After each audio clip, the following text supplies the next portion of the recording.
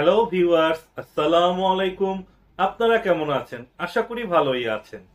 On minute tricks চ্যানেলে আপনাকে স্বাগতম। আজকের পর্বে থাকছে ডেট এবং টাইম ফর্মুলা নিয়ে আলোচনা। আসুন কথা না বাড়িয়ে চলে যাচ্ছি স্ক্রিনে। এই ভিডিও দেখে আপনারা যদি উপকৃত হন, আপনারা অবশ্যই আমার চ্যানেলটি সাবস্ক্রাইব করবেন। এর পাশাপাশি বেল আইকনে ক্লিক করে রাখুন, যাতে পরবর্তী ভিডিও নোটিফিকেশন সবার আগে আপনার কাছে পৌঁছে যায়।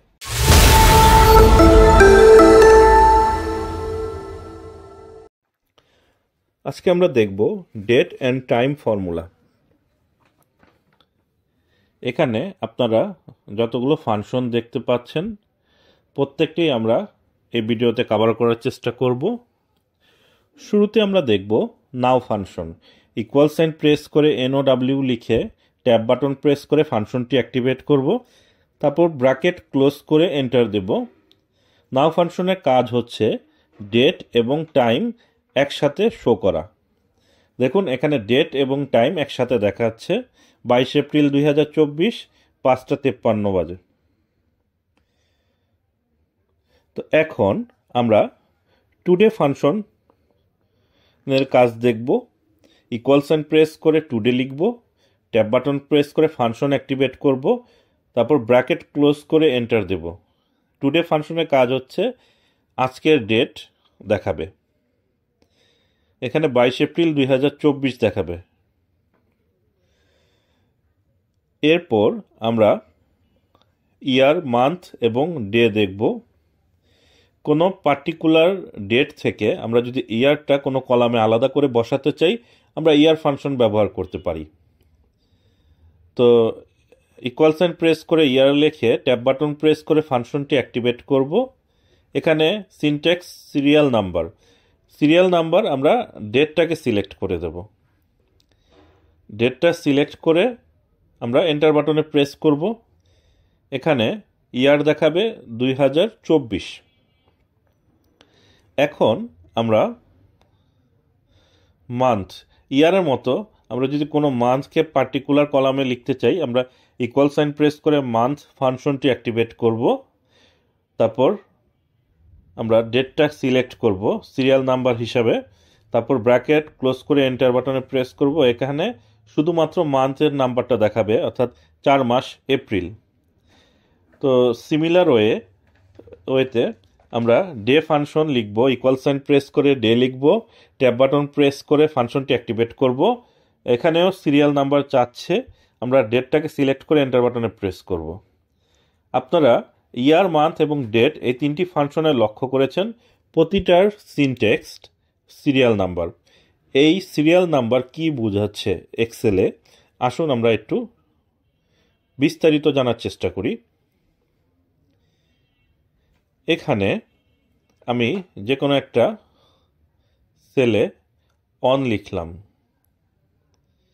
এটাকে আমরা মিডিল অ্যালাইন করে নিলাম এবং এর ডান পাশে আরেকটি সেলে আমরা একটা ডেট লিখব,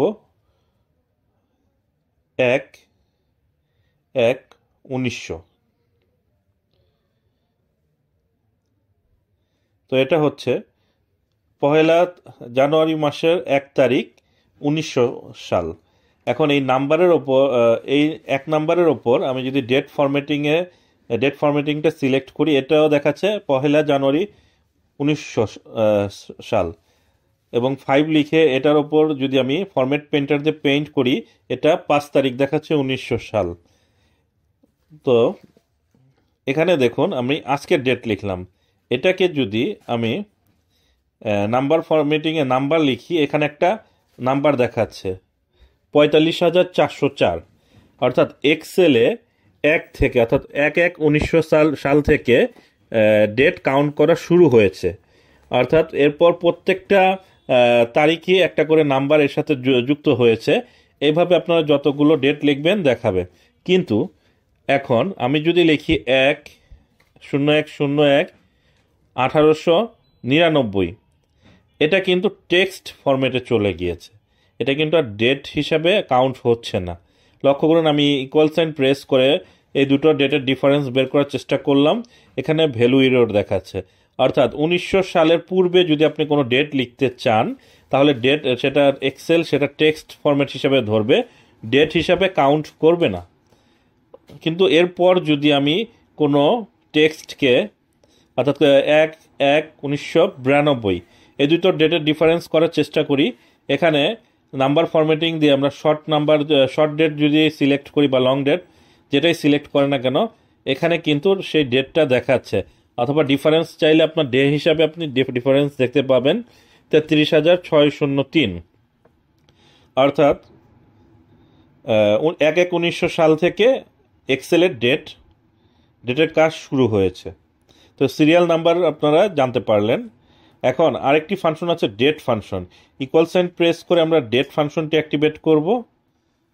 তো ডেট ফাংশন অ্যাক্টিভেট করলে কোনো পার্টিকুলার কলাম থেকে ভিন্ন ভিন্ন কলাম থেকে আপনার ইয়ার মান ডেট একসাথে সিলেক্ট করে দিবেন, সেই পার্টিকুলার ডেটটি এখানে দেখাবে। এরপর থাকছে শর্টকাট কি। শর্টকাট কিটা আমরা পরে দেখি। আওয়ার ফাংশনের মধ্যেও সিরিয়াল নাম্বার দেয়া আছে। তো এখানে কোনো টাইমের ওপর সিলেক্ট করে আপনারা এন্টার বাটনে প্রেস করবেন, এখানে আওয়ার দেখাবে। তারপর মিনিটের ক্ষেত্রে আপনারা মিনিট ফাংশনটি অ্যাক্টিভেট করবেন, ইকুয়াল সাইন প্রেস করে মিনিট লিখবেন। মিনিট ফাংশনটি অ্যাক্টিভেট করে কোনো টাইম সিলেক্ট করে দিলে, কোনো সেলে যদি টাইম থাকে সেটা সিলেক্ট করে দিলে সেখানে মিনিট দেখাবে। তো সিমিলার ওয়েতে আপনারা যদি সেকেন্ড ফাংশনটি অ্যাক্টিভেট করেন এবং কত সেকেন্ড এটা জানতে চান, কোনো টাইমের ওপর সিলেক্ট করে এন্টার বাটনে প্রেস করলে সেই সময়ের সেকেন্ডটা দেখাবে। এখন time function equal sign press করে আমরা যদি টাইম লিখি, তো টাইম লিখলে এখানে ওই ডেটের মতোই আওয়ার মিনিট সেকেন্ড এই তিনটি কমা দিয়ে সিলেক্ট করব, এখানে টাইমটা দেখাবে 5:59 আচ্ছা, এখন আপনারা যদি ডেটের শর্টকাট কি জানতে চান তাহলে কন্ট্রোল সেমিকোলন বাটন প্রেস করবেন, ডেটটা একসাথে চলে আসবে। কন্ট্রোল শিফট ক্লোন বাটনে প্রেস করলে টাইম দেখাবে। তো এটা শর্টকাট কি এর সহায়তায় আনা যায়।